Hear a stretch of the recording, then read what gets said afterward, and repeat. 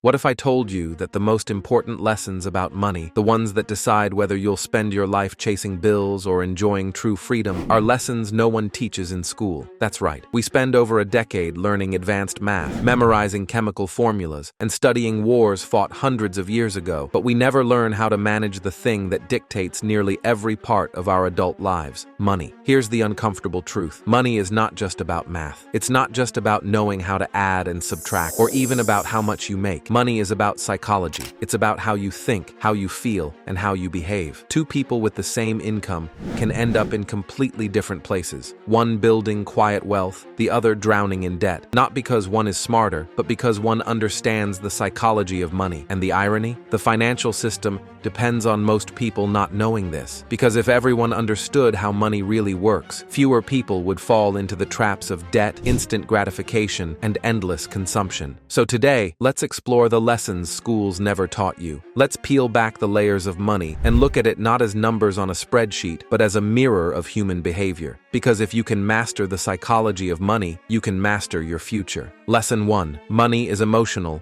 not just logical. We like to believe that money decisions are rational. Earn more, spend less, save the rest. Simple, right? But in reality, most money decisions are driven by emotion. Fear, pride, insecurity, greed, even love. These feelings influence how we spend and save. Think about it. Have you ever bought something just to feel better after a stressful day? That wasn't logic, that was emotion. Or maybe you didn't invest in something, even though it made sense, because you were afraid of losing. Again, that was emotion. On a bigger scale, the stock market itself runs on human psychology. When people are excited and greedy, prices rise. When they're scared, prices crash. Facts matter, yes, but emotions move billions of dollars every single day. The real skill isn't knowing every technical detail about money. It's knowing how your emotions can betray you. That's why successful investors often automate their decisions, set rules in advance, and avoid checking their portfolios daily. They build guardrails against their own psychology. So here's the lesson. Don't trust yourself in the heat of the moment. Build systems that protect you from your impulses. If you don't, your emotions will run your money and not in your favor. Lesson 2. Wealth is what you don't see. If schools taught us anything about money, it was usually about spending. Budget your expenses, calculate your purchases. But here's what's never explained. Real wealth is invisible. You don't see wealth in the fancy car on the highway or the designer shoes in the store. That's spending, not wealth. Real wealth is the money sitting quietly in savings accounts, retirement funds, and investments. It's the money that isn't flaunted, the purchases that aren't made, the lifestyle that doesn't scream for attention. Here's the paradox. The people who look rich often aren't, and the people who look average often have more money than you think. Why? Because true wealth is built in silence. It's the millionaire who drives a 10-year-old car, not the one posting luxury vacations on Instagram. This matters because so many people fall into the trap of keeping up with appearances. They think that to be wealthy, they must look wealthy. But the truth is, the more you spend trying to prove wealth, the less wealth you actually have. The takeaway? Focus less on how wealth looks and more on how it feels. Wealth isn't the car you drive, it's the freedom you own. Lesson 3. Time is the greatest currency.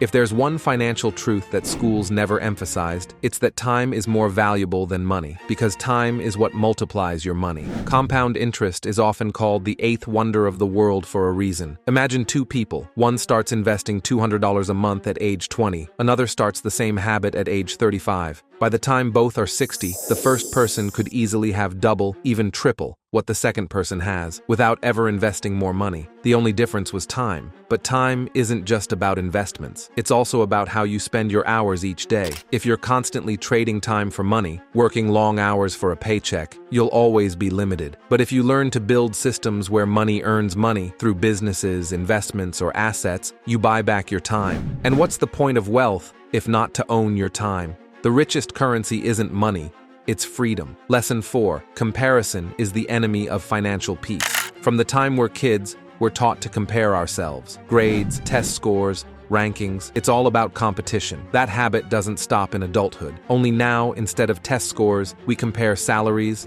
houses, vacations, cars, and thanks to social media, comparison is constant. But here's the harsh truth. Comparison is financial poison. It pushes you to spend money you don't have to impress people you don't even know. It keeps you running on a treadmill of consumption, always feeling like you're behind. Schools never taught us that money is relative. What feels rich to one person might feel poor to another. A $100,000 salary in one city might mean comfort, while in another, it means barely scraping by. So the only way to win is to stop playing the comparison game. Define wealth for yourself. Is it security? Is it freedom?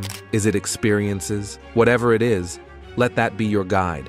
Because the moment you stop measuring your life against someone else's, you start building a financial life that actually makes you happy. Lesson 5. Your money habits shape your future more than your income. This might be the most important truth of all. Schools made us believe that success comes from earning more, get a better job, make more money. That's the only way to build wealth. But in reality, income doesn't guarantee wealth. Habits do. Think of lottery winners. Many win millions and end up broke within years. Why? Because they never learned money habits. On the other hand, there are teachers, nurses, and everyday workers who retire as millionaires, not because they made huge salaries, but because they saved, invested, and stayed consistent for decades. It's not about how much you make, it's about what you do with what you make. And here's something schools never told us. Your money habits are formed early. If you can control your impulses, avoid unnecessary debt, and focus on the long game, you can build wealth regardless of your income level.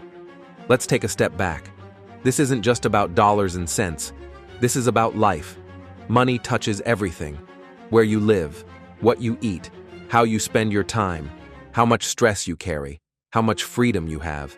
And yet, we grow up in a system that teaches us to work for money, but never how to make money work for us. The psychology of money isn't just financial, it's emotional. It's the ability to resist impulse, delay gratification, ignore comparison, and prioritize freedom over appearances. It's not about becoming rich. It's about buying yourself peace of mind. When you master this, you see money differently. You stop chasing status symbols and start building quiet security. You stop fearing every bill and start planning for the future. You stop living paycheck to paycheck and start living life on your terms. So let me ask you this. What would your life look like if your money worked for you, instead of the other way around? What if instead of stressing every month, you built systems that grew your money while you slept? What if instead of chasing appearances, you built true wealth, the kind you can't see but that gives you real freedom? Schools won't teach you this, but you can teach yourself. The psychology of money is about more than saving and spending. It's about designing a life where money is your servant, not your master. And it all starts with one decision: to rethink how you see money, how you use money, and how you let money shape your future. Because at the end of the day, this isn't about being rich, it's about being free. And freedom begins not with income, but with psychology. So, are you ready to change the way you think about money? Because the moment you do, you change everything.